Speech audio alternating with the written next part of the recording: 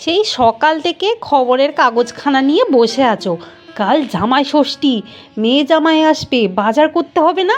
এবার ওটো তো দেখি, যাও বাজারখানা করে নিয়ে আসো।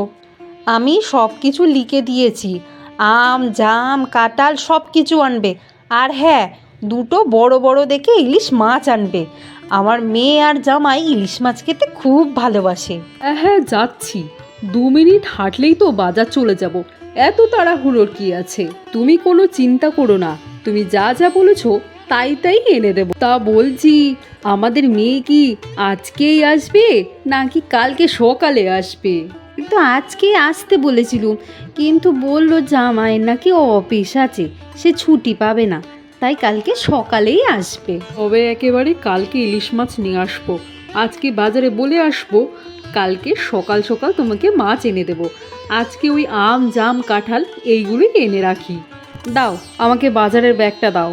বুঝলি ভোলা, কাল জামাই ষষ্ঠী, আমাকে 2 কেজি আম আর 2 কেজি লিচু দে দেখি। হ্যাঁ বাবু, আপনি বাজারখানা ঘুরে আসুন, আমি আপনার জিনিসগুলো গুছিয়ে রাখছি, যাওয়ার সময় নিয়ে যাবেন। এই যে গিন্নি, তোমার সব বাজার করে এনেছি, আম জাম কাঁঠাল সব কিছুই আছে, আর কালকে মাছটা নিয়ে আসবো। আচ্ছা ঠিক আছে, বাজারখানা রেখে আমাকে মিনতিদের বাড়ি থেকে দুটো করম চেনে দাও তো, আমার লাগবে।